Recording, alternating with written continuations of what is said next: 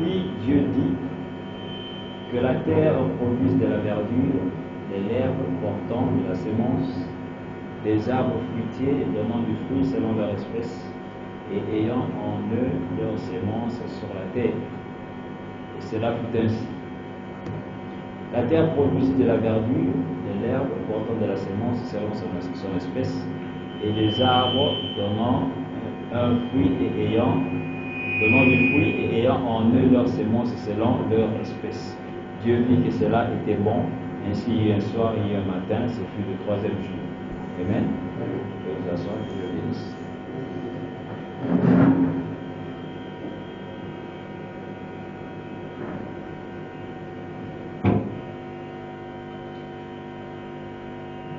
Ici nous allons continuer un peu avec la parole parlée et la sémence originelle. Ainsi, dans ce message, un message très spirituel que Frère Branham avait prêché en son temps, en 1962, exactement, c'était le 18 mars 62, qu'il est venu apporter ce message, et comme nous l'avions lu la fois passée, avant de commencer, Frère Branham disait, si je viens apporter ce message aujourd'hui, c'est pour que les gens puissent comprendre pourquoi j'ai eu cette position pendant toutes ces années. Quelle est cette position? Pourquoi il s'acharnait contre les dénominations, contre les pentecôtistes, contre l'hybridation de la parole?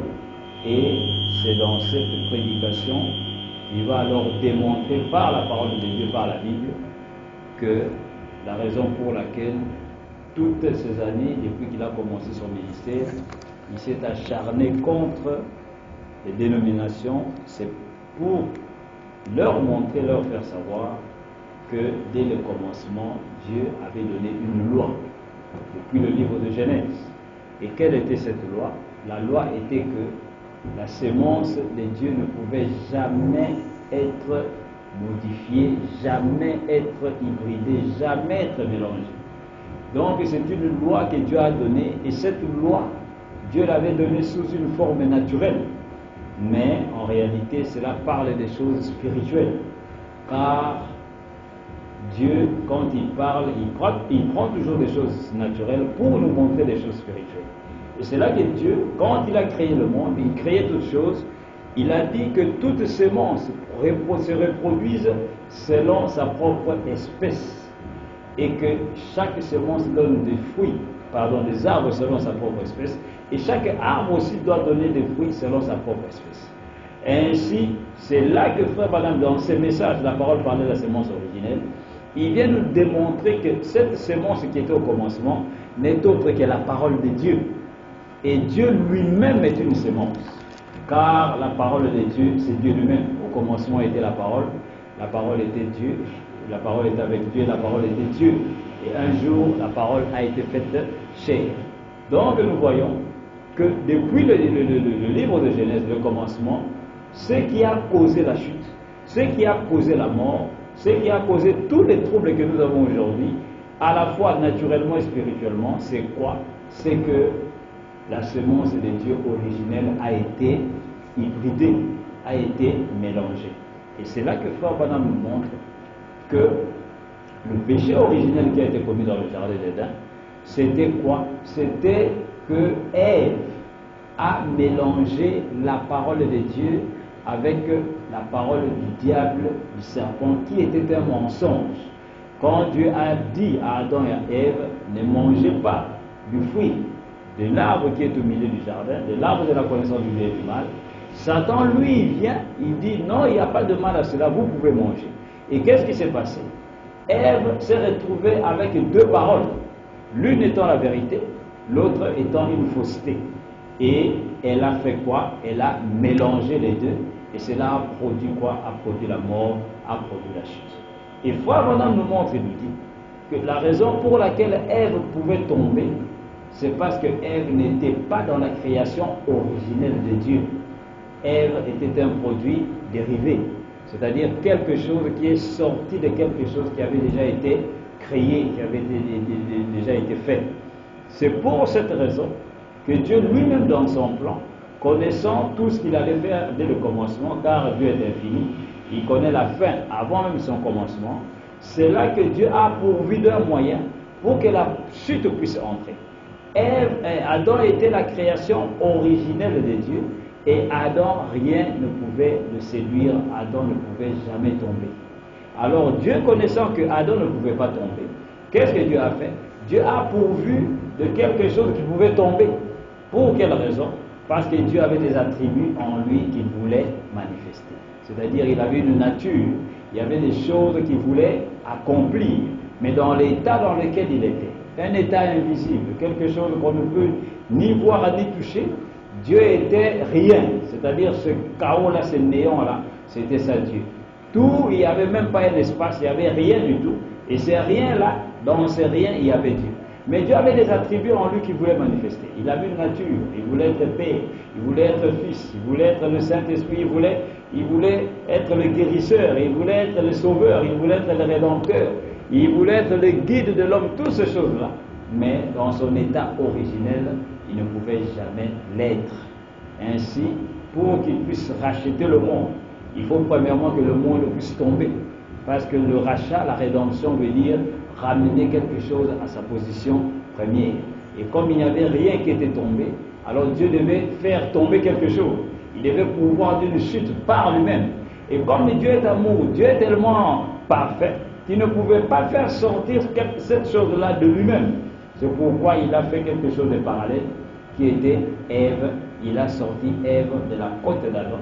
Et Ève était un être faible. C'était un vase faible. Et Dieu savait, tout était dans le plan de Dieu, pour que le diable, le serpent, Satan dans le serpent, vienne séduire Ève. Parce que le diable ne pouvait en aucun cas et d'aucune manière séduire Adam. Parce que Adam était la parole originelle. Et ces choses sont des types et des ombres. C'est pourquoi Frère Branham nous dit Christ, qui était représenté par Adam. Christ est la parole. Et la véritable parole originelle de Dieu ne peut jamais tomber. Christ lui-même ne peut pas tomber. Parce qu'il est lui-même la parole. Ainsi, c'est son Église qui tombe et qui rejette la parole. C'est pourquoi Ève représentait l'Église qui devait tomber afin que Dieu, par son amour, puisse manifester cet attribut des rédempteurs, des parents rédempteurs, pour qu'il puisse suivre la race humaine dans son péché, afin de la ramener à sa position première. C'est pourquoi Adam, ce qu'il faisait, Frère Branham dit, Adam n'était pas celui, comme Paul aussi nous le dit, que je ne permets pas à la fois d'enseigner ni de prendre l'autorité sur l'homme, parce que ce n'est pas Adam qui s'est rendu coupable des transgressions, mais c'est Ève qui a été pécheresse, c'est Ève qui a péché. Et Ève, quand elle a péché, Dieu lui a ôté l'autorité. Dieu lui a dit, à partir d'aujourd'hui, tu étais égal à ton mari, mais maintenant ton mari dominera sur toi, et toi, tous tes désirs seront tournés vers lui. Et c'est à partir de là que la femme ne pouvait même plus manier la parole de Dieu. Elle ne pouvait que s'asseoir et écouter son mari. Et ceci nous montrait des choses spirituelles, car l'Église n'enseigne pas Christ. C'est Christ bien-aimé qui enseigne l'Église. Ainsi nous voyons, c'est pour cette raison que Paul a proclamé cette parole, disant qu'une femme ne peut pas prêcher la parole, ne peut pas manier l'Évangile, parce que sa première prédication qu'elle a prêchée à son mari, cela a apporté la mort, l'irritation complète. Et Dieu montre par ceci qu'à chaque fois que la parole originelle de Dieu est mélangée avec quelque chose d'autre qui n'est pas la parole, cela amène obligatoirement la chute.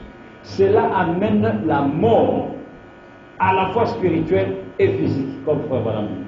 C'est pour cette même raison que nous mourons, nous les humains. Pourquoi? Parce que dès le départ, Frère Branham dit, vous êtes des hybrides. Vous avez été amenés sur la terre par une relation charnelle entre Adam et Ève, entre Ève et le serpent. Et nous sommes sortis, et c'est pour cette raison que nous mourons. C'est pourquoi Frère Branham, quelque part, il nous montre, il nous dit que la volonté parfaite et originelle de Dieu, concernant la reproduction, n'était pas que l'homme se reproduise par le moyen charnel, mais Dieu voulait que cela puisse se passer par la parole. Mais Dieu, et par notre frère Branham revient encore, il nous montre ici dans la parole parlée, il dit quand Dieu a dit à Adam et Ève, multipliez-vous et remplissez la terre, il dit c'est de cette manière que le sexe a été donné. Et il dit cela, ils allaient le faire un jour, mais ce n'était pas encore le temps. Et qu'est-ce qui est arrivé? Quel était le péché? Le péché en était que Ève est allée avant les temps et a commis un adultère avec une autre personne au lieu d'aller avec son mari, premièrement. Et cela a apporté la chute. Et c'est pourquoi le serpent, Satan, connaissant les plans de Dieu, sachant que Adam ne pouvait jamais tomber, le serpent n'est jamais venu à Adam pour lui raconter ce mensonge-là, parce qu'il savait que Adam ne le croirait jamais. C'est pourquoi nous voyons que la même chose est revenue dans le Nouveau Testament avec le Seigneur Jésus-Christ. 40 jours après qu'il eut gêné, c'est là que Satan, le diable, va se présenter devant lui pour essayer de le séduire. Mais, Frère Branham dit, il avait commis une erreur, oubliant que cette fois-ci, c'était la parole originelle. Car Jésus-Christ lui-même était la parole sémence, le germe qui était promis, le fils d'Adam qui devait venir dans le jardin d'Éden, et que Adam et Ève ont manqué. Frère Branham dit quand cette parole a été prononcée, la sémence, je te donnerai une sémence, et ta sémence brisera la tête du serpent. Et comme Ève ne pouvait pas recevoir cette sémence-là, Frère Branham dit cette parole qui était elle-même une sémence s'est mise à voyager pour chercher une terre fertile. Jusqu'à ce que, après des années, 4000 ans après, cette parole va trouver une terre fertile qui était le sein d'une jeune fille qui était Marie. Et c'est là que cette parole sémence originelle, je te donnerai une sémence, la sémence de la femme est tombée dans une terre fertile. Et cela a produit la parole. Parce que la sémence ne peut produire que ce qu'elle est. Si c'est une mauvaise sémence, cela produira une mauvaise sémence. Si c'est une sémence d'une tomate, cela doit produire une tomate. Si c'est une mangue, cela doit produire une mangue. C'est pourquoi la parole qui a été prononcée, la sémence originelle, la sémence de la femme qui devait venir, ne pouvait être autre chose que la parole elle-même. C'est pourquoi quand Jésus-Christ est venu, il était la parole incarnée. Au commencement était la parole était avec Dieu, la parole était Dieu, et la parole a été faite chair. Et c'est là que nous voyons, Frère Branham nous montre que Jésus lui-même, il était cette sémence, il était la parole de Dieu. Donc nous voyons, bien aimés, que la vie, Frère Branham dit, la vie ne peut jamais se reproduire d'une autre manière si ce n'est que par sa sémence originelle. Et à chaque fois qu'il y a union, il y a Caïn qui sort. À chaque fois qu'il y a un mélange de la parole avec quelque chose d'autre, c'est la mort qui sort. Caïn et aussi Abel. C'est pourquoi il dit pourquoi nous mourons. Parce que nous sommes des hybrides. Donc au commencement, Adam et Ève, Adam devait prononcer la parole pour que Ève puisse donner naissance. Ou peut-être Adam lui-même pouvait donner naissance. Amen. C'est pourquoi, parce que la Bible déclare l'homme qui vient par la femme, c'est une fleur qui a une courte vie, une herbe qui a une courte vie sans cesse agiter. Cette fleur-là, cette herbe-là doit sécher complètement, mourir. Mais Frère Branham dit l'homme qui naît de l'homme, qui est Christ, qui est la parole, cet homme-là ne peut pas mourir. Cet homme-là a la vie éternelle. Pourquoi? Parce qu'au travers de la femme, c'est au travers de la femme que la mort est entrée. Mais Frère Branham dit Dieu a voulu ramener la vie au travers de qui? Au travers de la femme. C'est pourquoi la sémence originelle n'est autre que Christ lui-même. Donc nous voyons tout au long des âges, ce type-là s'est accompli parfaitement tout au long des âges. Qu'est-ce qui s'est passé? La parole a chaque fois été hybridée. Et à chaque fois que la parole est hybridée, c'est la mort qui entre. Et quand le Seigneur Jésus-Christ est venu en son jour, et qu'il a répandu le Saint-Esprit, l'Église a commencé. L'Église, tout au long de cette année, l'Église a commencé. Et à la Pentecôte, c'était là que le Saint-Esprit était descendu et a arrosé cette sémence qui était la parole, qui était dans les croyants, qui était dans les 120 personnes. Et quand la parole est venue, l'eau a arrosé, l'esprit a arrosé la parole, et cela s'est mis à faire quoi? À produire la parole. C'est pourquoi les Pierre, le Paul faisaient des miracles de la même manière que Christ, de telle manière qu'il ressuscitait les morts comme Jésus ressuscitait les morts, il chassait les démons comme Jésus chassait les démons, il guérissait les malades. Pourquoi? Parce qu'ils étaient la parole, ils reflétaient la parole, et la semence de Dieu était en eux. Mais qu'est-ce qui s'est passé? Satan, de la même manière comme ça a été dans le jardin d'Éden, dans le titre, le diable va encore entrer spirituellement parlant dans ce jardin d'Éden qui est l'église qui a commencé à la Pentecôte, et il se met alors à parler à l'église, lui disant que le baptême au nom du Seigneur Jésus-Christ c'est un faux baptême, il devait prendre le nom du Père, Fils et Saint-Esprit. Il commence à leur dire que si vous avez le Saint-Esprit, vous avez complètement, si vous parlez en langue, vous avez complètement le Saint-Esprit, vous allez au ciel. Et c'est là que petit à petit, ce diable Satan va séduire encore l'église, qui symbolisait Ève dans le jardin d'Éden, que Ève symbolisait dans le jardin d'Éden, et alors cette église va être séduite. C'est pourquoi Paul disait, je vous ai fiancé à Christ, mais j'ai peur que de même que Ève a été séduite par le serpent, vous aussi, vous puissiez être séduits. Et cela est arrivé parfaitement tout au long des âges. L'église mère est venue et a séduit l'église primitive, c'est-à-dire la première église, l'église des apôtres. Mais l'église, comme Frère Branham nous dit, la parole originelle de Dieu ne peut pas être détruite. Mais qu'est-ce qui s'est passé? Il y a eu une division, il y a eu une scission. C'est-à-dire quelque chose, quelques-uns, comme la Bible déclare dans le Sénat de l'Église, tu as éprouvé ceux qui se disent apôtres mais qui ne le sont pas. C'est-à-dire, tout au long des âges, il y avait des juifs, qui se disaient apôtres, mais en réalité, ils ne l'étaient pas. C'était juste des infiltrés qui étaient dans l'église du Dieu vivant, mais quand le diable est venu, il les a séduits et ils sont sortis. C'est là que nous avons ce qu'on appelle les dénominations. L'origine des dénominations, c'est la mort complète, le mélange de la véritable parole de Dieu avec les raisonnements humains, avec les pensées humaines.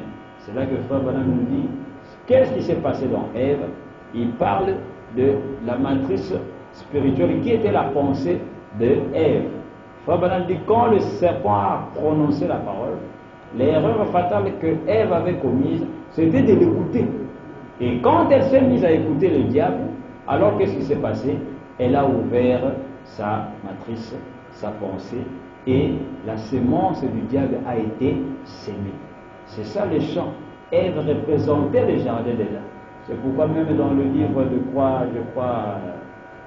Cantique et les Cantiques, c'est là que Salomon dit à la femme sulamite, il dit, ma fiancée, tu es un jardin fermé, ma fiancée, ma fille, ma fiancée. Ainsi, la femme vierge est un jardin fermé. C'est ce que Ève était dans le jardin. Elle-même symbolisait le jardin, les champs. Mais dans ce jardin qui était Ève, on se retrouve avec deux arbres. L'un venant d'une autre sémence, l'autre venant d'une autre sémence. Quels étaient ces deux arbres? C'est Caïn et Abel. Amen. Dans le jardin qui était Ève elle-même. C'est là qu'Ève va mélanger les deux semences. La chose qu'elle ne devait pas faire, elle a mélangé cela. Et cela a apporté l'hybridation. Et l'Église, pour accomplir, Satan, pour accomplir le type, il va venir alors séduire l'Église qui est née à la Pentecôte. Et cette Église-là alors va recevoir des semences. C'est pourquoi tout au long de cette âge de l'Église, vous allez remarquer, Frère Branham nous dit, quand l'Esprit parle à la fois à l'Église et à la fois à l'épouse. Deux églises au même moment. L'une qui est déjà déchue et l'autre qui est l'épouse. Ainsi la parole vient à ces deux églises au même moment. Donc c'est comme cela que les dénominations sont nées, c'est comme cela que les dénominations sont sorties. Pourquoi? Parce qu'elles ont hybridé la parole de Dieu, elles ont mélangé la parole de Dieu. Et le produit qui sort chaque fois de l'union entre la parole et la fausseté, ce produit-là ne se reproduit plus jamais, parce qu'il n'y a point de vie en lui. La sémence qui sort de l'union entre la vérité et le mensonge, cela ne se reproduit jamais. C'est pourquoi nous avions pris l'exemple que Frère Branham nous donne la fois passée.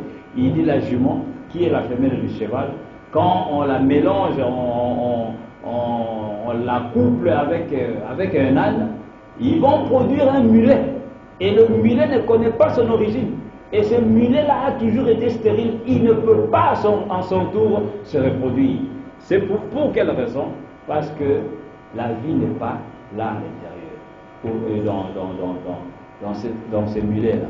C'est pour nous montrer dans le spirituel qu'à chaque fois, à chaque fois qu'il y a une organisation, sachez-le, c'est la mort.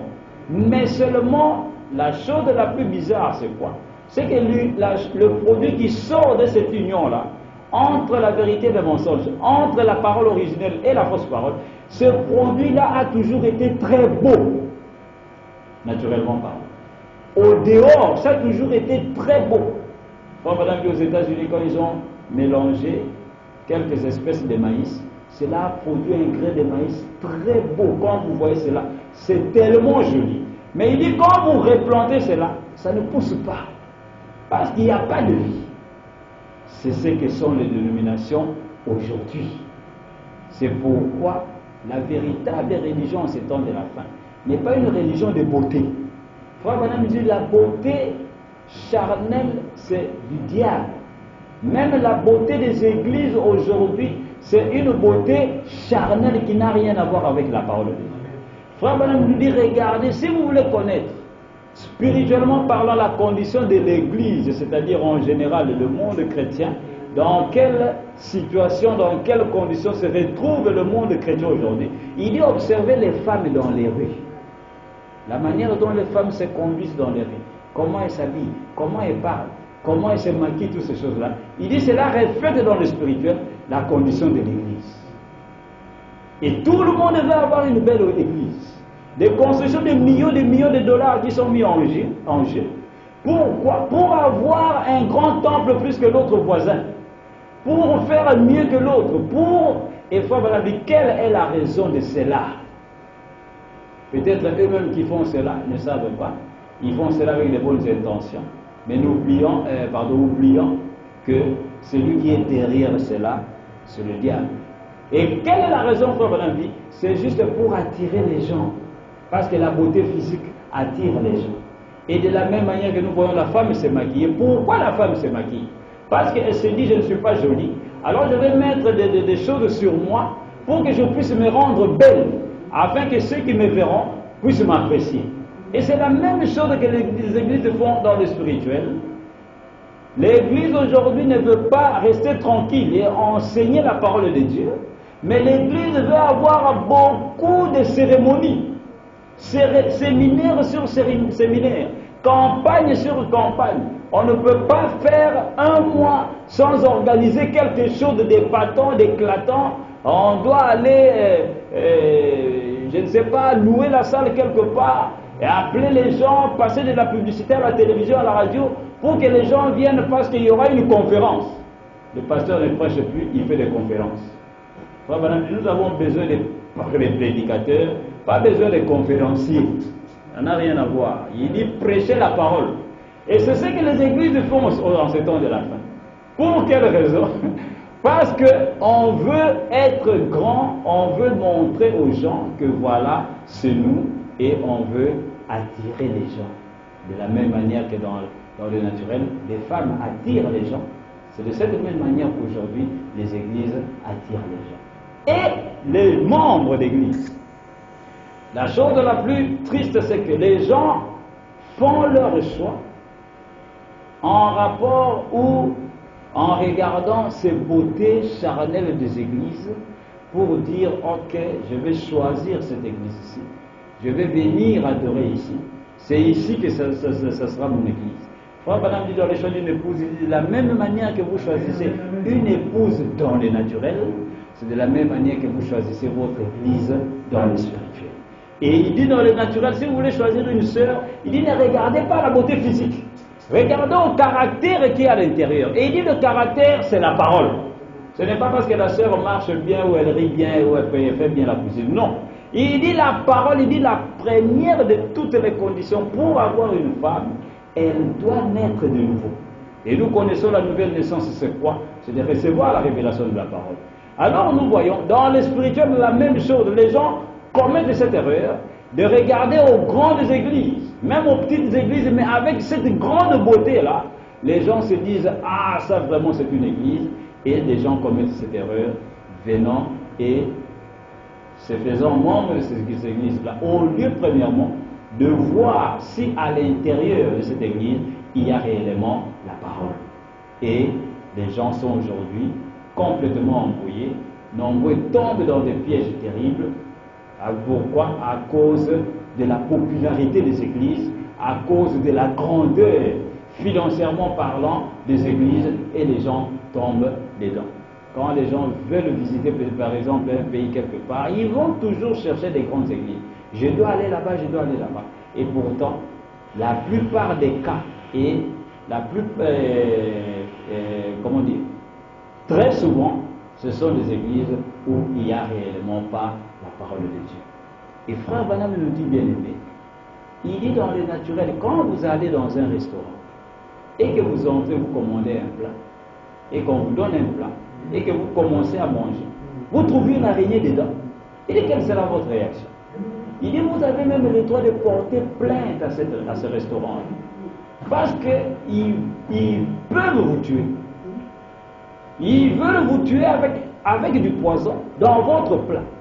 Et quand vous rencontrez un tel plat avec une araignée, avec un lézard, avec un gecko dans la boule de foufou, et vous avez déjà entamé, commencé à manger, première boule, deuxième boule, et il y a plein de je ne sais pas quoi, le podou, le sagasaka, vous mettez la fourchette, vous voulez prendre le sagasaka, il y a un gecko dedans, quelle sera votre réaction?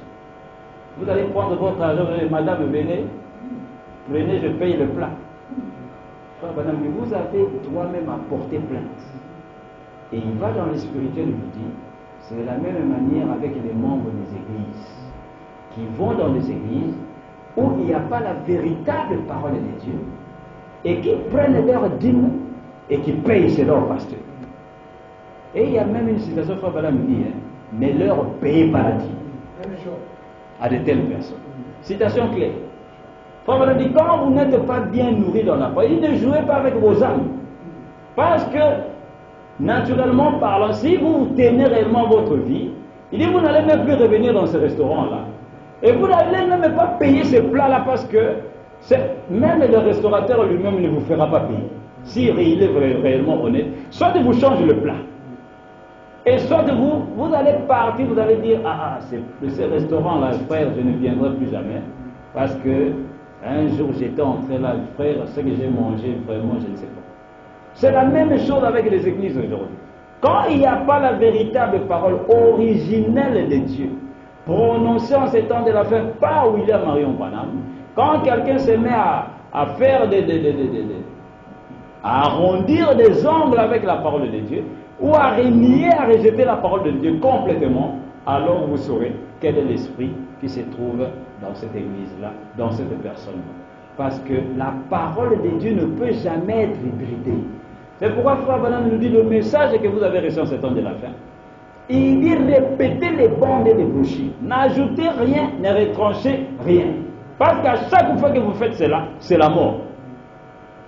Et à chaque fois que nous doutons de la parole de Dieu, prononcée par le prophète en ce temps de la fin, à chaque fois que nous faisons cela, nous mourons. C'est ça la chute, c'est ça la mort. Et quand Frère Branham nous montre avec toutes les citations, nous montrons même l'heure dans laquelle nous vivons en ce temps de la fin.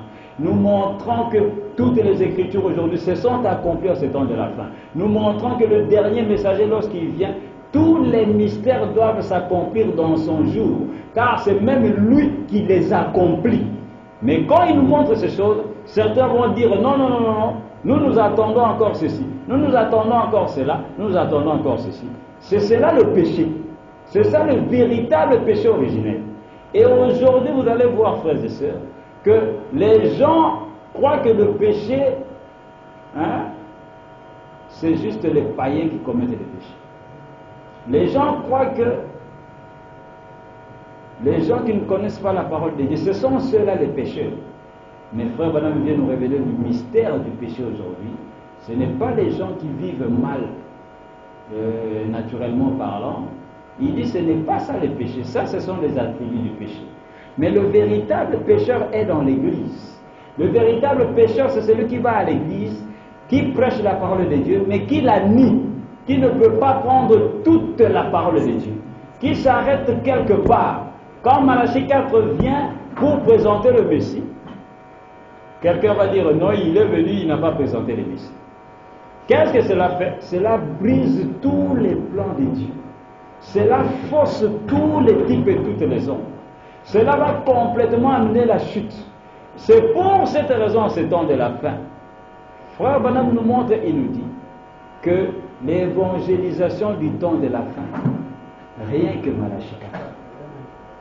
Donc aujourd'hui, nous ne pouvons pas apporter l'évangile au peuple de Dieu sans leur parler de l'homme Branham, sans leur parler de ce message du temps de la fin. Et au temps de la fin dans lequel nous sommes en train de vivre, Frère Branham nous dit les églises en ce jour aussi sont en train de distraire le peuple de Dieu. Comment sont-elles en train de distraire le peuple de Dieu?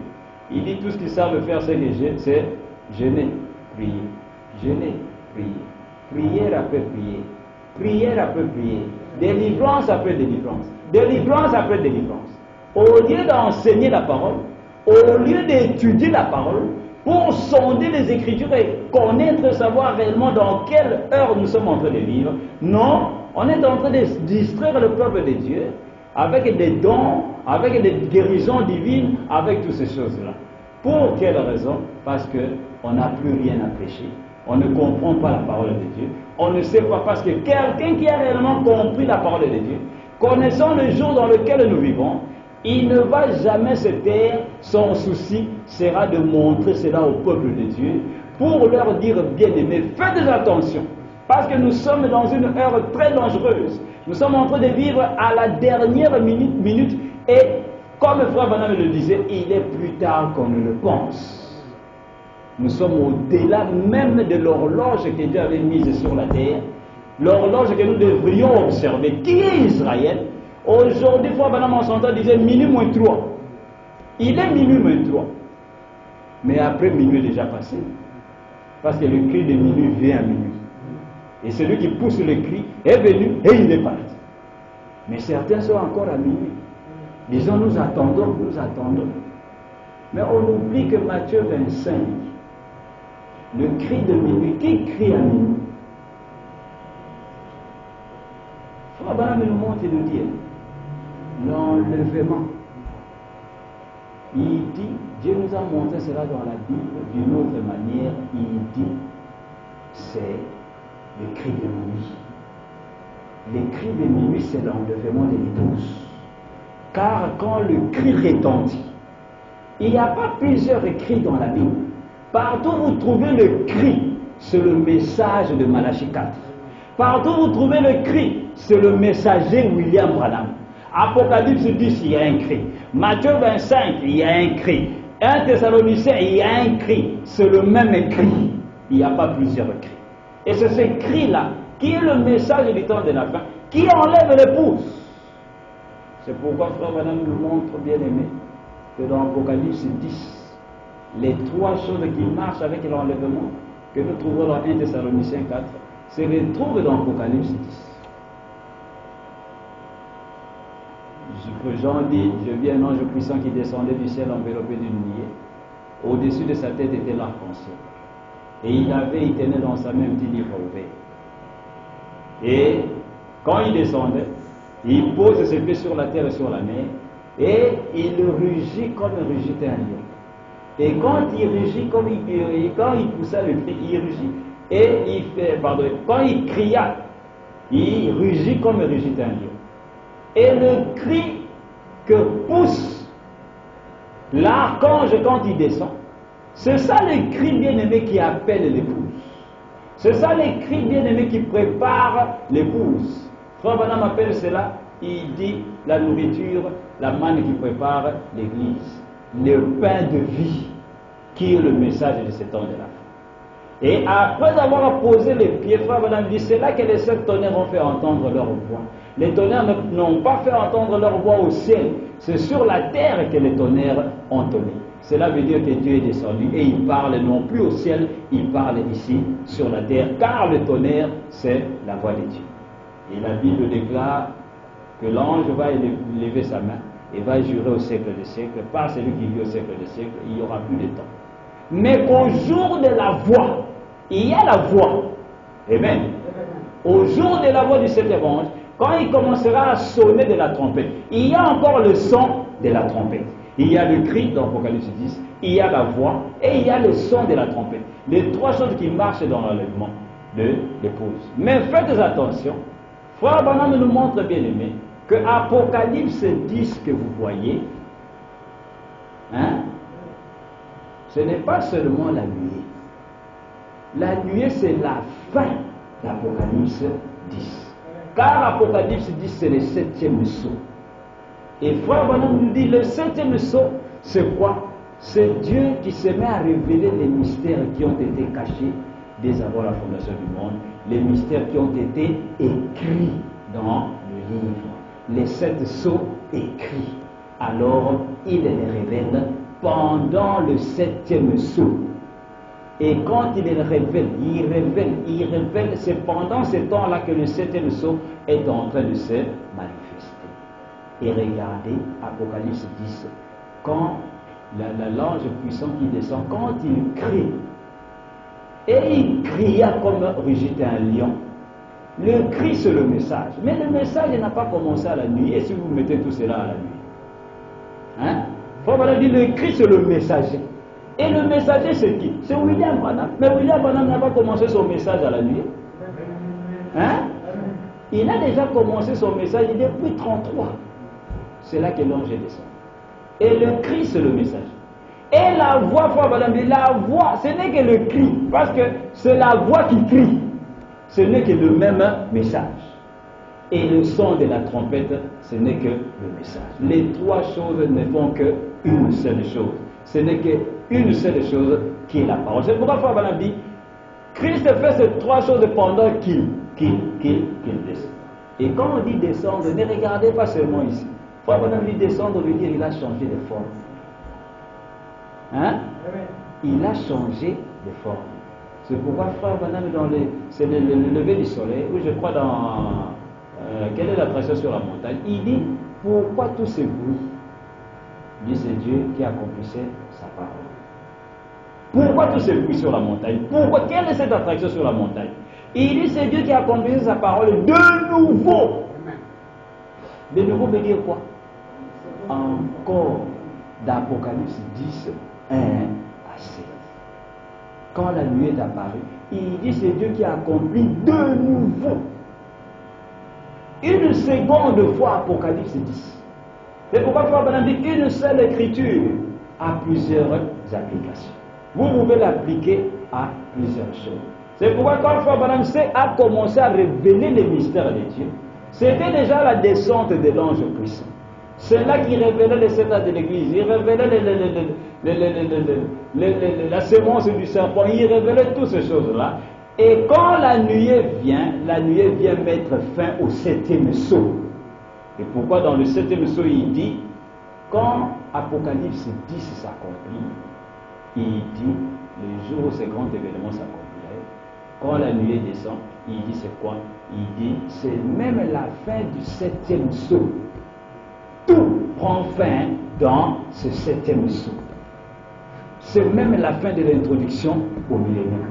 C'est même la fin des coupes. C'est même la fin des sceaux. C'est même la fin du septième sceau lui-même. Amen. C'est pourquoi quand vous lisez Frère Branham, quand il parle du troisième poule, vous allez vous étonner, il prend plusieurs choses dans le troisième poule. Même quand il a parlé que la tumeur a quitté sa propre femme, il dit c'est le troisième poule. Mais pourtant c'était après des années et des années. Quand il retourne encore là-bas, depuis les années 58 et 60, il dit le troisième poule a commencé. Le troisième poule englobe tout un paquet de mystères.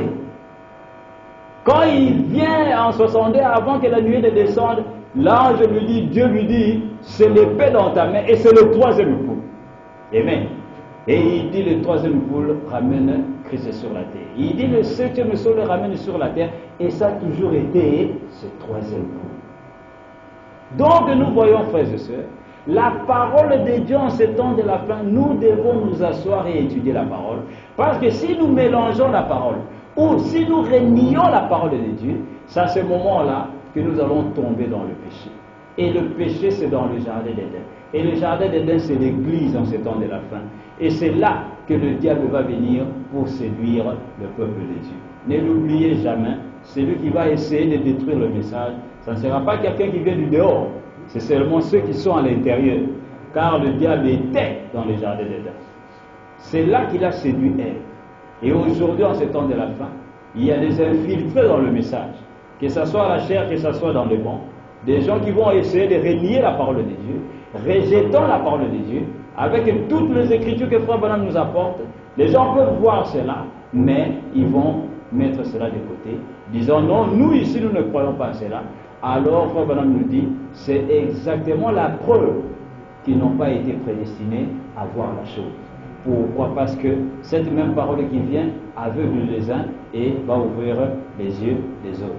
Alors c'est là que, bien aimé, Frère Branham nous montre que lorsque les semences ont été semées en 62, il va dans Genèse 18 pour nous montrer, selon Joël 2, qu'il y aura une pluie de la première, l'avant-saison, et une pluie de l'arrière-saison. Et comment il typifie cela? Il nous montre, il nous dit, mourir veut dire en hébreu l'enseignement. C'est la pluie qui tombe pour arroser les semences. Il dit dans le naturel, quand les mamans vont planter des arachides, des maïs, ainsi de suite, quand ils finissent de planter, c'est à ce moment-là, quelques jours après, il y aura une pluie qui va arroser les semences. Mais ce n'est pas encore la récolte. C'est juste pour permettre aux semences de quoi?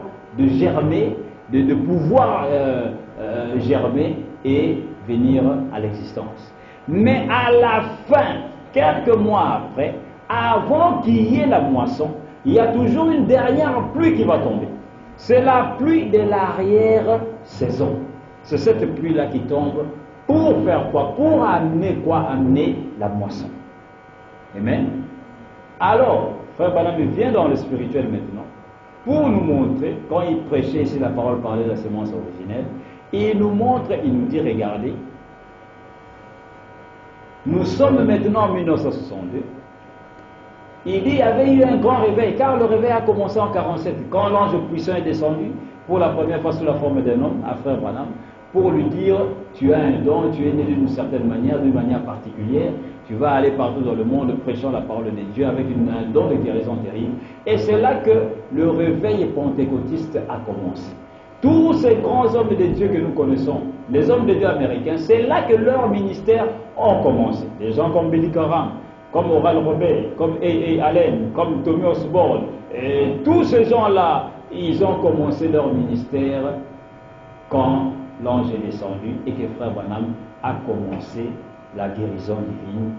Le premier coup, c'était là qu'il y a eu un réveil qui est sorti de son ministère et le frère Oral Robert venait, il priait pour eux, il leur disait allez répondre l'évangile. Et c'est là que les Américains, les grands évangélistes se sont mis à voyager partout dans le monde, venant en Afrique, en Asie, pour apporter un réveil. C'est ça l'origine et la naissance de ce qu'on appelle l'église pentecôtiste.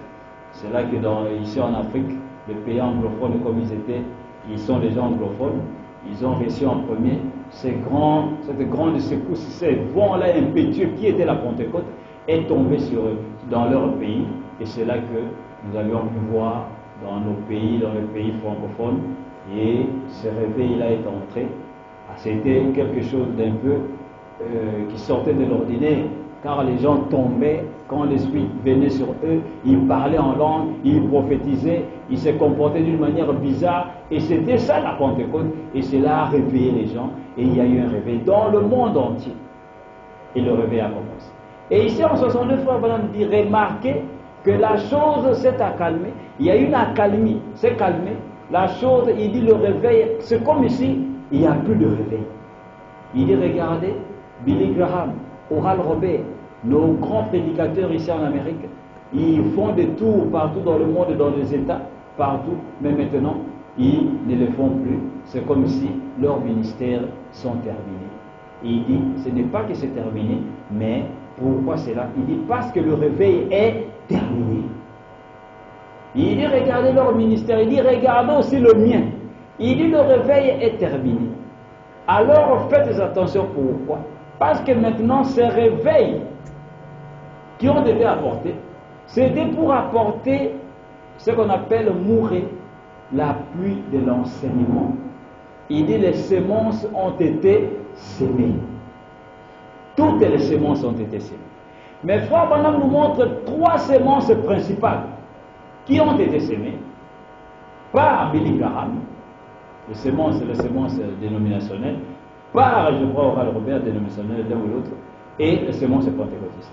Mais il dit, regardez, Christ lui-même a semé sa propre semence, qui est la parole. Et c'est là que Frère Branham retourne dans Genèse 18. Il prend le titre de Genèse 18, où Dieu, avant quelques jours, descend dans Genèse 17 pour changer le nom d'Abraham en Abraham et le nom de Sarai en Sarah. Et Frère Branham nous dit, bien aimé, il dit, pourquoi Dieu a-t-il changé le nom d'Abraham en Abraham? Frère Branham dit, son nom n'était pas Abraham. Hein? Il dit, parce que ce n'était pas son nom. Son nom était Abraham. Donc Dieu lui a donné son véritable nom. Donc Abraham, tout ce temps qu'il avait ce nom, ce n'était pas son nom. C'est pourquoi Dieu devait le changer. Frère Branham dit, Dieu a donné à Abraham son propre nom.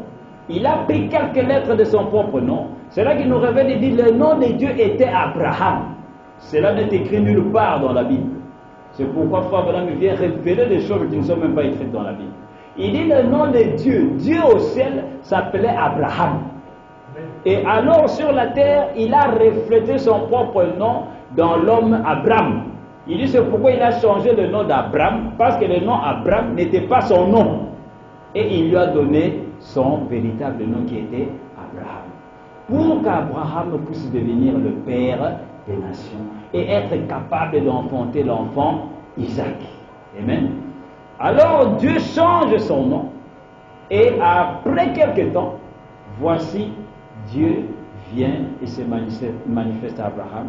Cette fois-ci, non plus spirituellement, non plus dans un rêve ou dans un songe, mais il vient sous la forme naturelle, c'est-à-dire un homme mangeant, buvant, avec de la poussière sur ses pieds, accompagné de 2 personnes, et ces 2 personnes, la Bible dit, c'était des anges, et ils sont venus et ont rencontré Abraham. Et Abraham va être étonné, parce que cet homme-là va lui donner son propre nom, va l'appeler par son nom nouveau, et va donner même le nom de son épouse qui était Sarah, et Abraham sera complètement étonné. Mais quand Abraham était en train d'observer l'homme, et que l'homme va manifester ce signe, qui était de connaître la pensée de Sarah, qui était derrière lui dans la tente, c'est là que Frère Branham dit, Abraham était convaincu que l'homme qui est au devant de lui n'était pas un simple homme, il l'a appelé Seigneur, il l'a appelé Elohim. Et Frère Branham dit, cet homme-là qui était une chair humaine, c'était Dieu lui-même sous la forme d'un être humain. C'est là que Abraham va comprendre que cet homme-ci, c'est Dieu lui-même. Et Dieu va lui promettre, lui disant, à cette même époque, je reviendrai et Sarah aura un fils. Et les 2 anges qui étaient descendus avec lui, les 2 vont descendre à Sodome. Pour faire quoi? Pour essayer de faire sortir Lot. Amen. Et que représentait Lot? Lot représentait les vierges folles. Amen. Lui et sa famille. Abraham, que représentait Abraham? Abraham représentait les élus, l'épouse du Seigneur Jésus-Christ. Amen. Alors, Frère Branham dit, regardez, les 2 hommes descendent à Sodome pour faire sortir Lot. Mais Abraham est resté avec Dieu lui-même, est resté avec Elohim lui-même. Et Abraham symbolise chacun de nous. Abraham symbolise l'épouse. Et Frère Branham dit au temps de la fin, l'épouse restera avec Christ de la parole lui-même. Tandis que 2 personnes, 2 anges vont descendre à à Sodome. Non plus aujourd'hui Sodome et Gomorre naturel, mais Sodome et Gomorre spirituel. Qui sont quoi? Qui sont les dénominations. Et c'est là que Frère Branham apporte ce type aujourd'hui.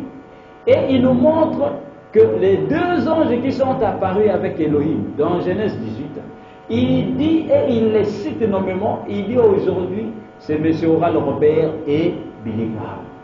Et il dit, voilà, c'est dans Sodome qu'ils sont en train de lancer leur appel. Ils sont là dans Sodome. Et Frère Branham clarifie cela parce que les gens se sont dit, ah, donc Oral Robert et Billy Graham sont des sodomites. Il dit, ce n'est pas ce que j'ai dit.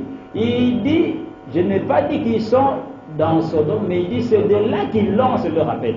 Il dit, ils sont allés pour essayer de faire sortir les vierges folles. Mais leur prédication va faire quoi? Va aveugler les gens, pour que les gens ne puissent pas voir la porte.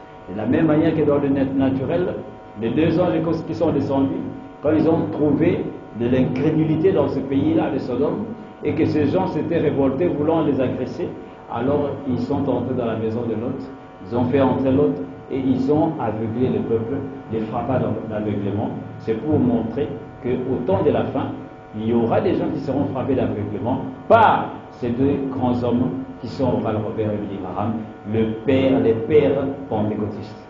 Mais il dit l'épouse du Seigneur Jésus-Christ restera avec la parole, restera avec Christ lui-même qui est la parole. Et alors, il dit, maintenant où nous sommes, il dit, regardez Billy Graham, Oral Robert, leur ministère c'est comme si ça n'a plus de force. Et il dit, le mien aussi. Il dit, je m'inclus aussi là-dedans. Et il dit, voici les trois sortes de semences qui ont été plantées. Les semences dénominationnelles, hein, et les semences des vierges folles, et la semence de l'épouse elle-même. Frère Branham dit, regardez, il y a trois églises qui se manifestent. Il y a la femme prostituée, il y a la vierge folle, et il y a l'épouse elle-même. N'oubliez pas les vierges folles, certaines seront sauvées. Amen. Mais pas toutes, car Frère Branham, dans la question-réponse sur les sceaux, il nous montre, il dit, les vierges folles, si elles ont écouté la parole et qu'elles rejettent cela, il dit, elles seront jugées. Mais ceux qui vont recevoir cela, celles qui n'auront pas d'huile dans leur lampe, ils vont venir et elles vont sortir de la grande tribulation. Et selon Apocalypse 7, elles vont recevoir des robes par la grâce de Dieu, qui est le Saint-Esprit qu'elles avaient manqué, et Dieu va les faire entrer. Mais ceux qui vont voir la parole de Dieu et renier cela, c'est là qu'il n'y aura plus de miséricorde pour eux. Alors, Frère Branham en 62, il dit, voici, toutes les semences ont été semées. Christ a semé les siennes, et la dénomination aussi ont semé leurs propres semences. Il dit maintenant, la pluie de l'avant-saison, de la première saison, qui est mourue, qui est la pluie de l'enseignement, a déjà été semée, plantée. Il dit maintenant, la chose qui reste, c'est quoi? C'est la pluie de l'arrière-saison.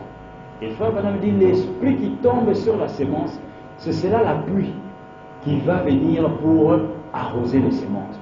Mais il dit maintenant que cette pluie qui va tomber ne changera en aucune manière la nature des semences. Car la pluie qui va tomber ne vient que révéler chaque sémence ce qu'elle est. Si c'est une mauvaise sémence, quand la pluie tombera, cette sémence qui va recevoir la pluie ne va jamais changer et devenir une bonne sémence. Elle va plutôt donner des arbres conformément à sa propre espèce. Pourquoi? Parce que c'est l'Esprit de Dieu qui révèle chaque sémence qui elle est. Amen. Et c'est là que Frère Branham nous montre, bien aimé. Il dit, regardez, nous avons eu, il dit tout au long des âges, on n'a jamais eu un grand homme de Dieu qui soit venu avec un nom qui se termine par H-A-N.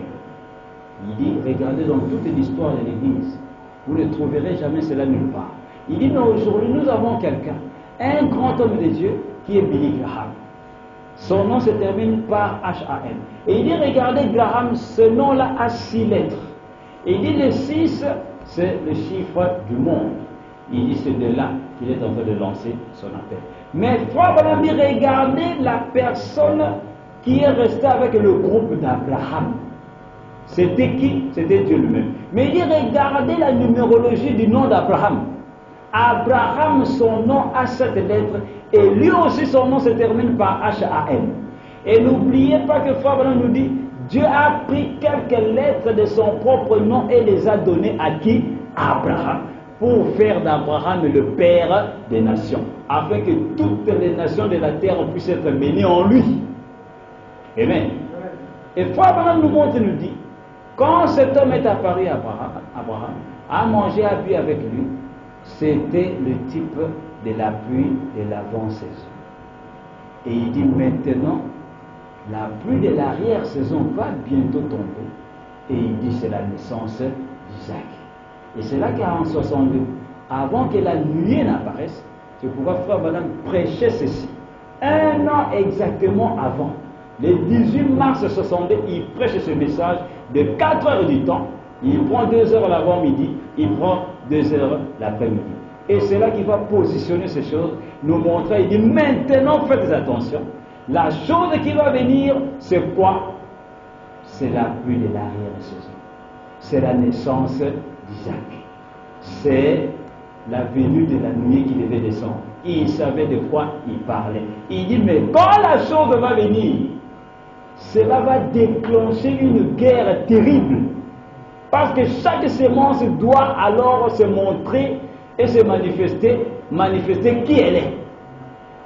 S'il y a des incrédules dénominationnels, elles vont devenir encore des incrédules terribles lorsque l'eau de la pluie qui est l'Esprit de Dieu va descendre pour arroser chaque sémence. C'est pour cette raison, frères et sœurs, nous pouvons voir, il y a même une citation ici terrible, où Frère Branham me dit, je ne peux pas me mélanger avec ces gens.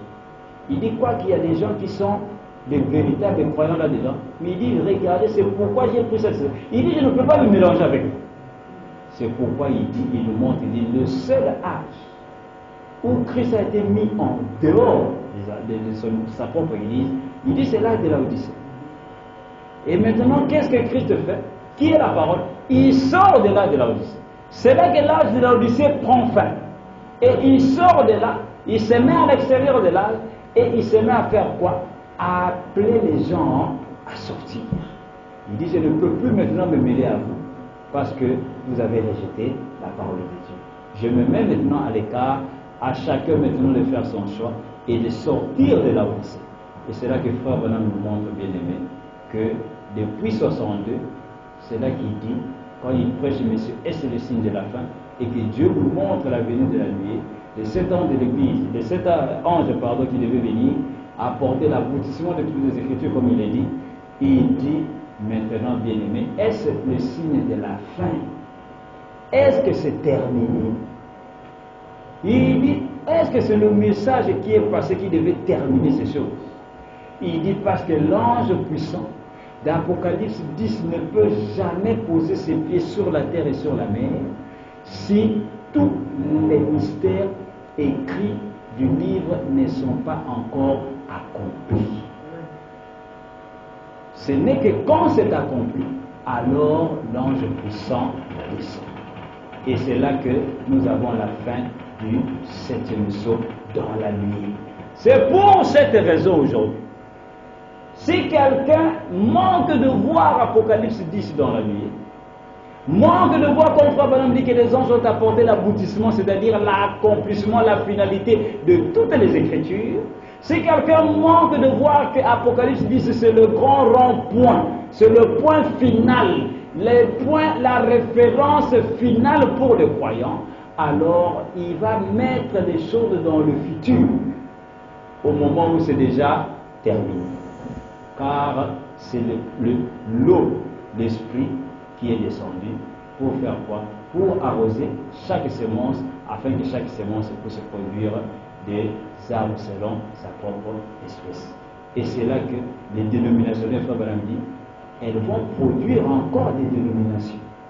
Et la parole produira la parole.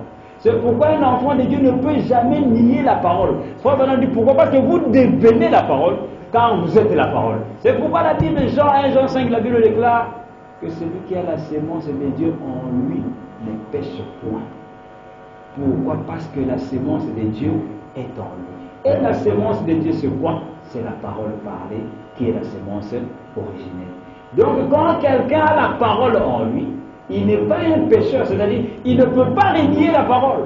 Mais quand quelqu'un renie la parole, c'est la preuve tangible, palpable et correcte et normale que cet homme-là n'a pas la sémence de Dieu en lui. Parce que si la sémence est en lui, il ne peut pas renier la parole, il ne peut pas dire non à la parole, il ne peut pas attendre d'autres choses au moment où le Père des Nations aujourd'hui, qui est William Branham, a dit que le temps est terminé. Il nous montre que nous sommes au temps de la fin. Et quand quelqu'un dit quelque chose d'autre, c'est à ce moment-là, bien aimé, qui renie la parole. Frère Branham nous disait, il dit, vous devez écouter votre Père. Quand votre Père veut sortir et vous dit, mon fils viens, tu vois cette eau-là, tu vois cette rivière, ne va pas là-bas parce qu'il y a des crocodiles, il y a des alligators là-dedans. Si tu vas là-bas, fais attention, il ne faut pas y aller. Et alors quelqu'un, quand le papa part, quelqu'un d'autre vient et il dit, fils, tu vois cette rivière-là, même si tu vas te nager là-dedans, il n'y a pas de problème. Frère Branham dit à ce moment-là, qui allez-vous écouter? Vous allez écouter votre papa qui vous a dit qu'il y a des crocodiles dans la rivière, ou vous allez écouter cette autre personne qui est venue vous dire qu'il n'y a pas de crocodiles, il n'y a pas de problème, vous pouvez aller, tu peux aller jouer, tu peux aller nager. Frère Branham dit, vous devez écouter la voix de votre Père. Et le Père aujourd'hui qui nous a engendrés dans la parole, c'est le prophète du temps de la fin. C'est pourquoi Dieu lui a donné un nom avec H-A-M à la fin, pour vous faire de lui le Père des nations. C'est pourquoi Frère Branham dit, je suis votre Père dans l'évangile. Il dit, écoutez-moi mes fils, car je vous ai engendré par la parole. C'est pourquoi nous devons rester avec le message, rester avec la parole de Dieu qui a été prononcée telle qu'elle a été prononcée. Quand Frère Branham dit, voici aujourd'hui la génération qui devait voir le retour du Seigneur Jésus-Christ sur la terre, il dit, je vous dis aujourd'hui, cette écriture est accomplie. Nous devons répéter cela comme il l'a dit. Il ne pas dire non. Quand quelqu'un dit non, il commence à faire quoi? Il commence à nier de la parole. Il commence à rejeter la parole de Dieu. Quoi qu'il puisse être, qui qu'il soit, quand il commence à régner ce que le Père a dit, alors sachez-le, c'est cette parabole de Frère Branham qui s'accomplit. C'est quelqu'un d'autre qui vient pour essayer de vous jeter dans l'eau où se trouve quoi? Où se trouvent des alligators. C'est pourquoi nous devons rester avec la parole de Dieu, rester avec le message du temps de la fin, tel que Frère Branham l'a proclamé, l'a prêché. Quand quelqu'un vient dire autre chose, c'est à ce moment-là que nous connaissons sa nature. Quand quelqu'un renie qu'Apocalypse 17 c'est la seconde venue du Seigneur, et pourtant, Matthieu 17 c'est la seconde venue du Seigneur, et pourtant Frère Branham nous le montre dans plusieurs citations, c'est à ce moment-là que nous connaissons quelle est cette sémence-là qui est en lui. Si réellement c'est la sémence de Dieu, il dira Amen à la parole de Dieu. Si ce n'est pas la sémence, alors il va rejeter la parole. Pourquoi? Parce qu'elle n'a pas été prédestinée à la vie, et l'eau qui est descendue, la parole qui est descendue, le Saint-Esprit qui est descendu, est venu alors révéler chacun qui il est. Cela est venu activer toutes les puces qui n'étaient pas encore activées. Si celui-ci est orange, on saura c'est orange. Si celui-ci c'est malitaire, on saura c'est malitaire. Donc, Dieu, quand il a accompli sa parole, Frère Branham dit il y a toujours trois groupes de gens qui vont découler de là. Il y aura les croyants, premièrement, qui vont croire à toute la parole. Il y aura les soi-disant croyants qui vont faire semblant de croire, des infiltrés qui vont être là avec vous pendant un temps, mais un jour ils vont partir. Et aussi il y aura des incroyants qui ne croiront à rien du tout. Et eux, ils ne durent pas avec vous. Quelques minutes, même un premier jour, quand il vient, il écoute votre langage, il s'enfuit. Il va partir. Pourquoi? Parce que lui, on lui a dit, quand tu entends quelqu'un parler d'Abraham et de Graham, fais attention. Et pourtant, c'est un croyant du message. Et pourtant, si c'est ainsi, alors faites attention à William Branham, parce que c'est lui qui a apporté ces choses. Il dit Graham, 6 lettres, Abraham, 7 lettres. Et frère Branham dit, dans Dieu dévoilé, au paragraphe 22, il dit aux églises, pouvez-vous comprendre, pouvez-vous être spirituel et comprendre ce que Dieu essaie de faire dire à l'église, mais qu'il ne le dit pas ouvertement, il ne le dit pas carrément. Il dit, pouvez-vous comprendre cela? Il ne le dit pas ouvertement. Il faut avoir dit, vous devez croire à même ce que je n'ai pas dit, mais ce que j'ai voulu dire. Les croyants qui vont au-delà de la lettre, qui entrent dans la pensée de William Branham et qui captent la pensée de William Branham. Car Frère Branham dit, le message c'est entre les lignes. Et Paul a dit, la lettre tue. Et aujourd'hui, il y a des gens qui se trimballent avec des citations qui les tuent. Mais pour sortir des lettres et entrer dans la pensée de l'homme, qui est notre époux, car nous devons tomber amoureux de notre époux, mais l'Église n'est à boire que du lait, comme lui-même le disait. L'Église ne veut pas accéder à la nourriture solide. L'Église aujourd'hui est en train juste de boire que du lait, distrayant le peuple de Dieu, chantant mais matin, midi, soir, campagne guérissant les malades matin, midi, soir, des handicapés avec des béquilles matin, midi, soir. On va publier cela matin, midi, soir, sur YouTube, sur Facebook, toutes ces choses-là. Mais pour enseigner au peuple de Dieu la parole, pour leur faire voir le jour dans lequel nous sommes en train de vivre, là ils ne peuvent pas y aller. Pourquoi? Parce qu'ils ne savent pas où ils se tiennent. C'est pourquoi la meilleure chose à faire, s'il n'y a plus de prédication, prenez le véritable pasteur, prenez les bandes de prêcher, le mettez à la chair, laissez frère Branham prêcher. Hein frère? S'ils n'ont plus rien à prêcher. Mais laissez William Branham prêcher, afin que le peuple de Dieu puisse l'écouter directement. Parce que ceux qui nous prêchent l'évangile, on va être surpris, on nous dit autre chose du haut de la chair, quand on va aller lire le brochure, c'est autre chose. Mais finalement, c'est quoi? Qui nous dit la vérité? Le frère Branham ne peut pas avoir dit de mensonges. Donc automatiquement, frère, si vous voyez quelqu'un qui prêche le message et qu'il combat William Branham en réuniant ses citations, tout ce que frère Branham a dit, cette personne-là, il est en dehors de la parole de Dieu. Et ne le suivez pas. Parce que Paul a dit à Timothée, suis-moi comme moi je suis Christ. Ainsi nous devons suivre un homme de Dieu. Si lui suit William Branham, s'il nous répète tout ce que William Branham a dit, c'est comme cela que nous allons aussi le suivre. Mais quand il commence à faire des coins, voici les 7 ans ont apporté l'aboutissement de toutes les Écritures. Oh non, frère, c'est encore resté. Voici tous les types de la Bible. Toutes les paraboles de la Bible sont rendues manifestes ici devant nous. Oh non, frère, pas vraiment cela. Tu vois, le type de Genèse 18 n'est pas encore accompli. On commence à arrondir la parole de Dieu. Voici l'intercession est terminée. Quand les 7 ans sont descendus, l'agneau a quitté le trône. Non, frère, il est toujours sur le trône, frère. Il est toujours en train d'intercéder. Comment l'agneau peut-il être en train d'intercéder? Au moment où l'agneau s'est déjà transformé de l'agneau en lion. Le lion n'est pas un intercesseur. Le sang du lion n'intercède pas sur le trône. Vous ne verrez nulle part dans l'Ancien Testament où Dieu avait dit au peuple d'Israël d'aller prendre un animal forestier pour faire le sacrifice. Tous les animaux étaient des animaux domestiques.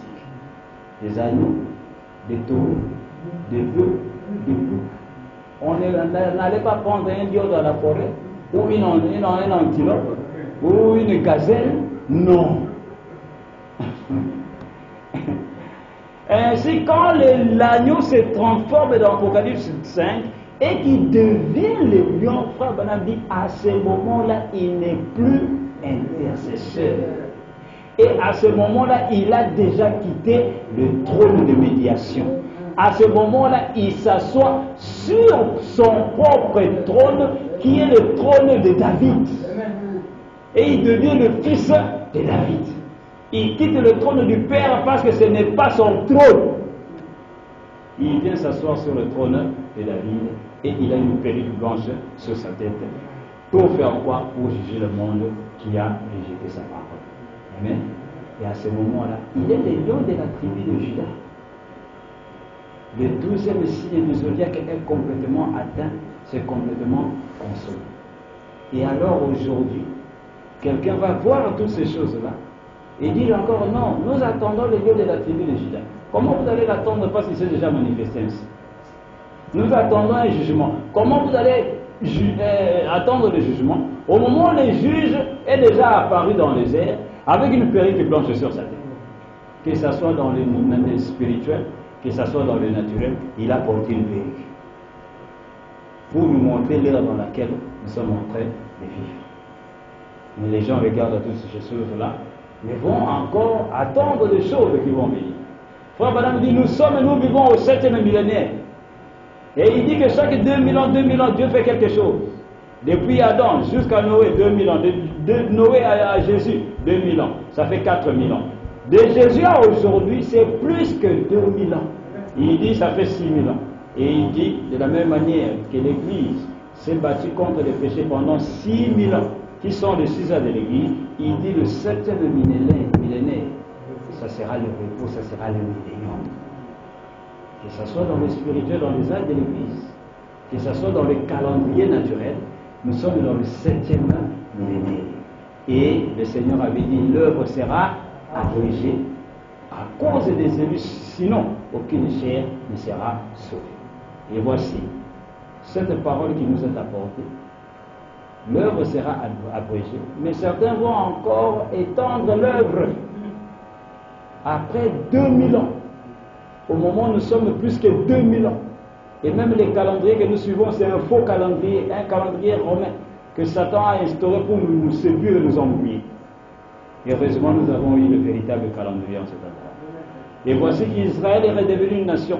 Et la génération du figuier est déjà passée depuis longtemps. Mais les gens continuent à attendre. Ils vont attendre des choses qui ne vont jamais se manifester. Donc nous voyons, bien aimés, c'est là que Frère Branham nous montre l'importance de rester dans la parole. Car il dit à chaque fois que la parole est déformée, il dit c'est la mort qui s'installe. C'est pourquoi aujourd'hui il est très dangereux de ne pas connaître la parole. Parce que nous qui avons le message, nous avons la véritable parole de Dieu.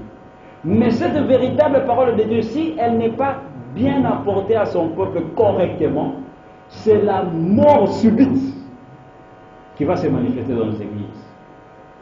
C'est pourquoi nous sommes censés chaque fois étudier la parole de Dieu, nous asseoir et prendre ces choses à la légère. Parce que nous ne devons pas jouer avec nos âmes. Nous ne devons pas être fanatiques. Nous ne devons pas regarder à quelqu'un. C'est regarder au prophète de Dieu ce qu'il a dit. Si ce qu'il a dit n'est pas prononcé à la lettre, n'est pas bien posé à sa place, c'est à ce moment-là que nous allons complètement mourir.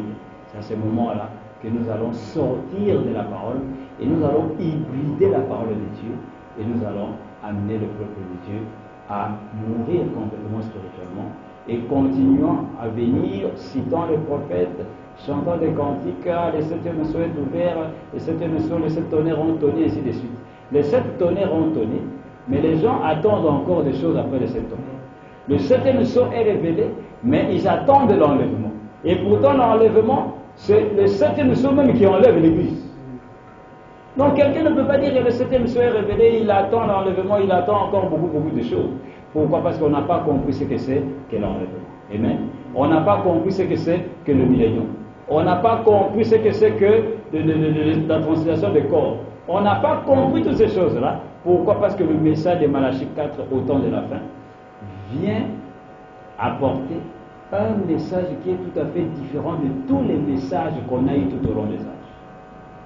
Si aujourd'hui, nous, dans le message, nous allons continuer à croire que la translation des corps, ce sont nos corps physiques qui vont changer, allez demander au dénominationnel, et ils croient la même chose. Si nous, dans le message, nous croyons que l'enlèvement, nous allons nous envoler quelque part et aller à la rencontre du Seigneur dans les airs quelque part, à ce moment-là, nous croyons exactement comme les papes. Donc, un message est venu qui n'a rien changé, qui n'a pas apporté quelque chose de nouveau. C'est pourquoi Frère Branham me dit, si quelqu'un apporte la parole, s'il y a même des signes qui suivent son ministère, mais il continue de dire, si c'est toujours la même théologie pentecôtiste, si ce n'est pas quelque chose de nouveau aujourd'hui, il doit oublier cela. Donc quelqu'un ne peut pas venir aujourd'hui avec ce message. Frère Branham dit, si j'étais venu dans l'âge de Wesley ou dans l'âge de Luther avec ce message, il dit ça ne serait pas juste.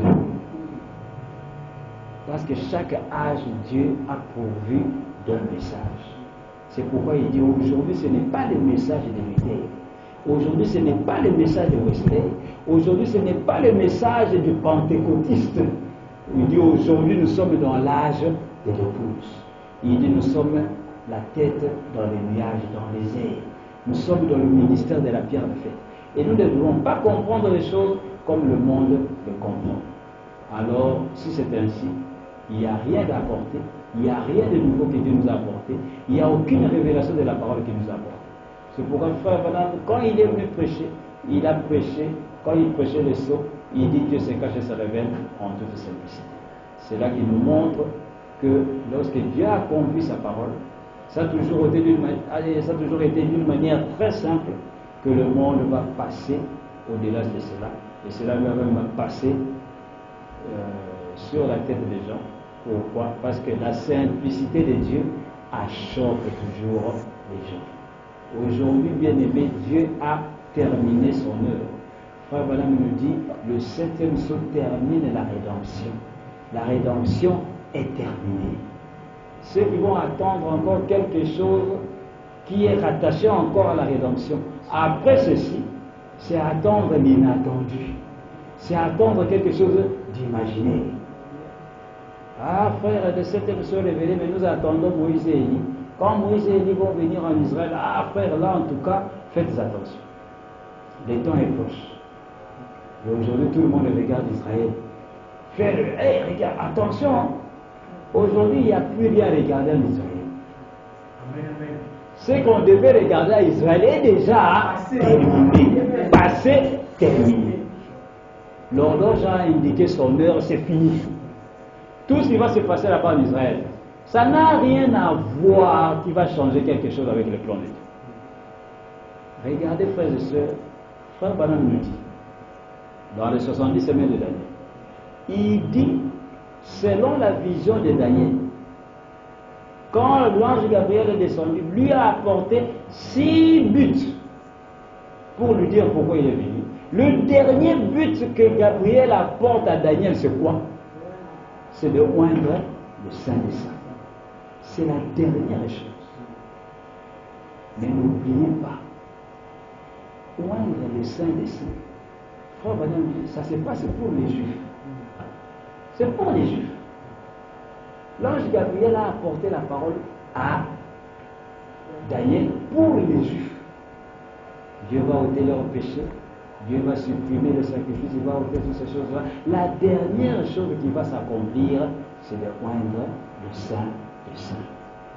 Mais l'onction du Saint des Saints descend où et quand? Frère Branham nous montre que le Saint des Saints aujourd'hui a déjà été oint. Et c'est la dernière chose qu'Israël devait voir. Si Israël voit cela, c'est terminé. Si le Saint des Saints est oint, sachez que le temps d'Israël est passé. C'est fini. Parce que c'était la dernière chose qu'il devait voir. C'est pourquoi il vient en tant que fils de David. C'est pourquoi Frère Branham dit, il est le fils de David pour Israël pendant les millénaires. Donc quand il s'assoit sur le trône de David, à ce moment-là, Dieu s'est déjà tourné vers Israël. Et maintenant Moïse et Élie vont venir faire quoi? Et l'onction du Saint des Saints, c'est la nuée qui est descendue sur William Branham, oindre le temple du millénaire.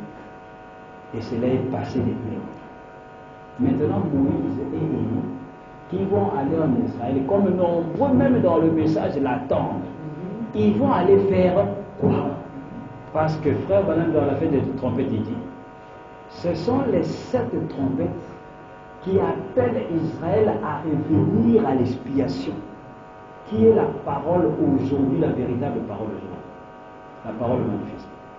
Mais il dit, qui vont sonner ces 7 trompettes? Il dit, c'est Moïse et Élie. Mais quand frère Branham prêche non, reconnaître votre Dieu, votre jour et son message, il commence à il dit, vous savez, je me préparais à prêcher sur les trompettes.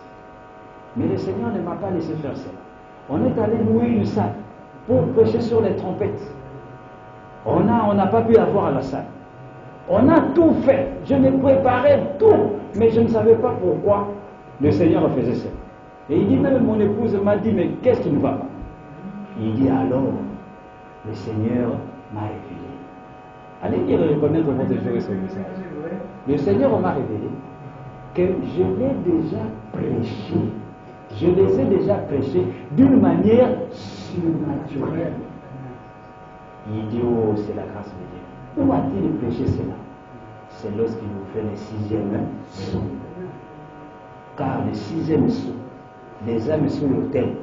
Frère Branham dit, les 7 trompettes ont sonné sous notre 6e saut.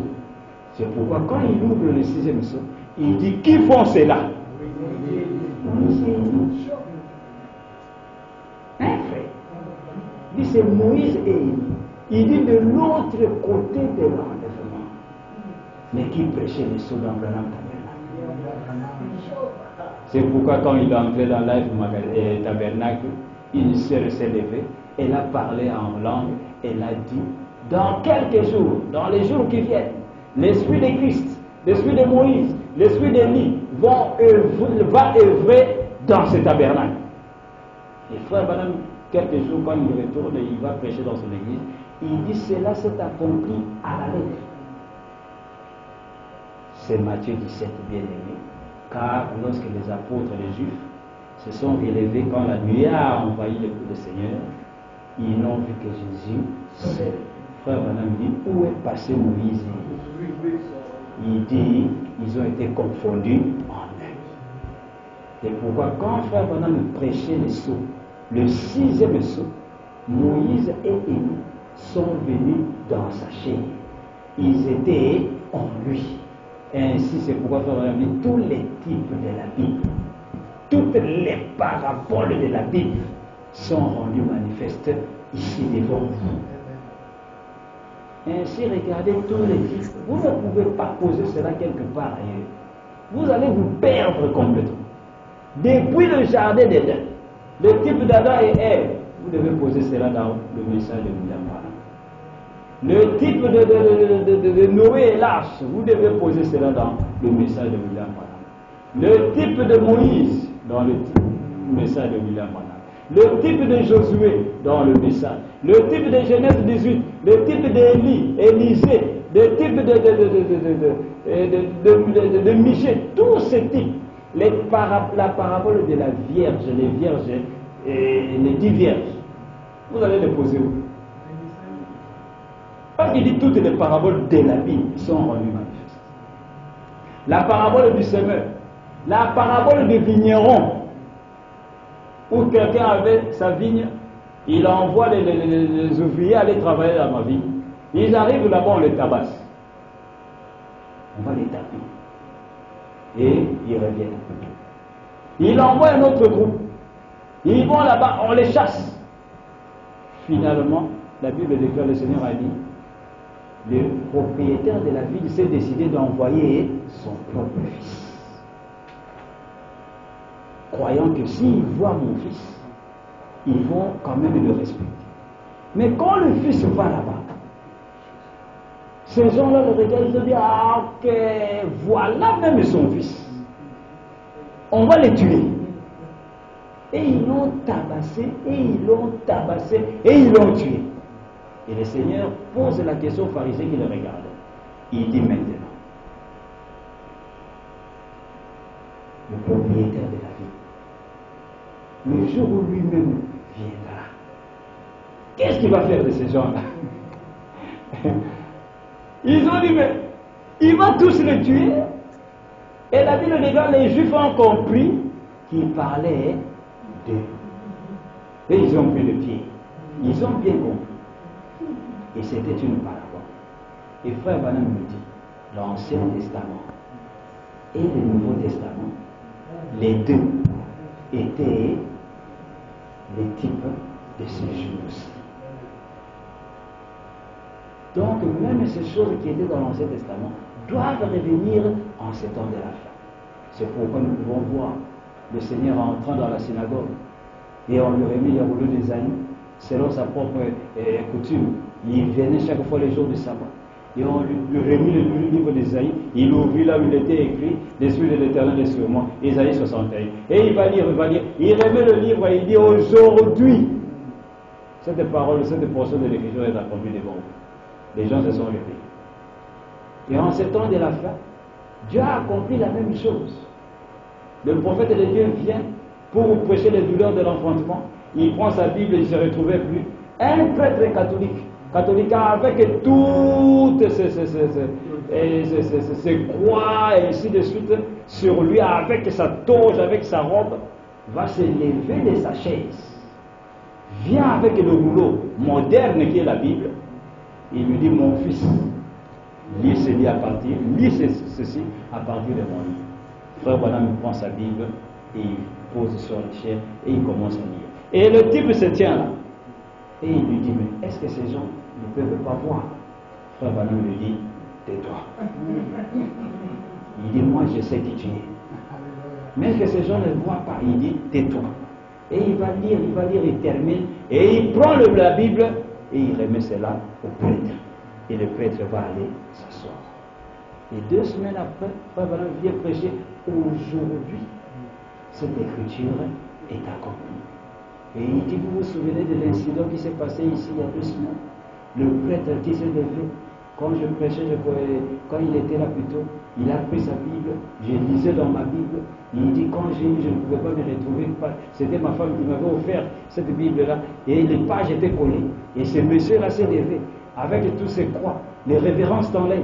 Il est venu, il dit, quand je repartais avec ma femme dans la voiture, ma femme s'inquiétait, se disait, mais pourquoi Billy, j'étais honteuse parce que c'est moi qui t'avais offert cette Bible-là. Il dit, c'est à ce moment-là que la voix de Dieu descend.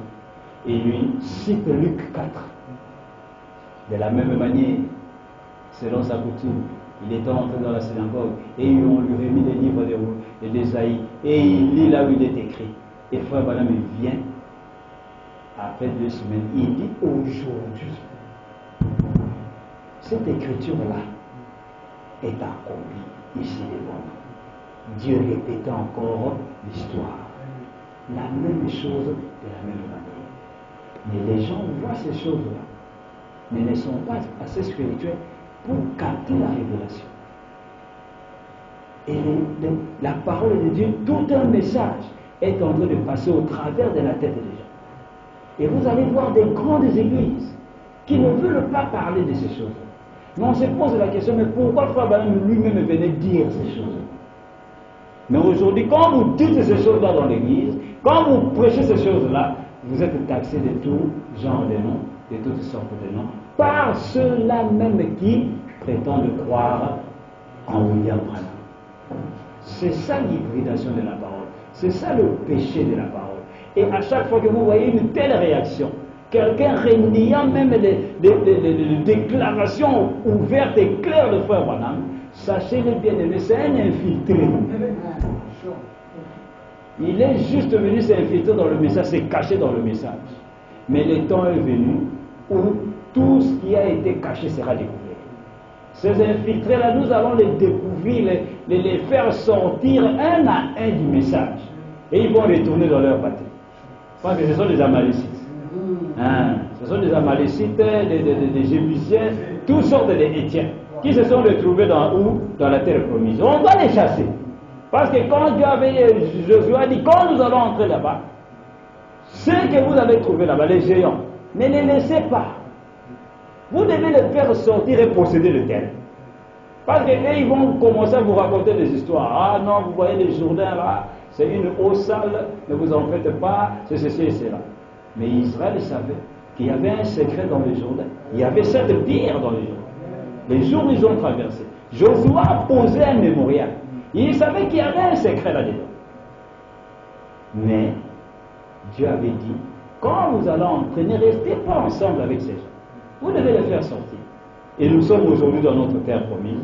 Et il y a aussi des infiltrés là-dedans. Comment nous allons les faire sortir? Ce n'est pas une bataille de chair et de sang. C'est une bataille de la parole. Hein?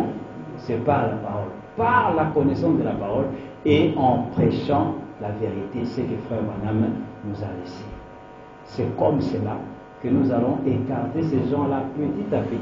Et vous allez voir que un à un, d'ailleurs, ce n'est pas des choses qui vont venir, ce sont des choses qui sont en train de se passer.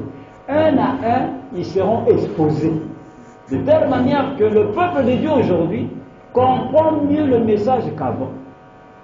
Et Dieu va faire des opportunités, va ouvrir des portes, de telle manière que les gens vont maintenant comprendre qu'on a eu beaucoup de gens qui nous prêchent mal ce message, qui font des compromis avec la parole de Dieu. Certains, par des raisons égoïstes, des raisons que eux-mêmes savent, certains, parce qu'ils n'arrivent même pas à comprendre ce que réellement la parole dit. Et les gens sont embrouillés. Et c'est pour cette raison que nous devons chaque fois étudier la parole et essayer de sortir de ces choses. Amen. Que Dieu bénisse. Nous allons incliner nos têtes et nous allons prier le Seigneur. Dieu Tout-Puissant, nous te louons ce soir, nous te remercions infiniment pour ta grâce, Dieu. Merci de nous avoir accordé ta parole, Seigneur. Pardonne nos péchés, nos offenses, des choses contraires à ta parole que nous faisons devant toi. Et nous remettons cette église complètement à toi, Seigneur. Prions chaque fois, oh Dieu, que toute incrédulité puisse être ôtée du milieu de ton peuple et que tu puisses, oh Dieu, ouvrir l'entendement spirituel de tout un chacun qui vient écouter ta parole, mon Seigneur, afin que, Père, nous puissions recevoir la parole de Dieu par la révélation de ta parole, connaître réellement le jour dans lequel nous sommes en train de vivre, car ta Bible déclare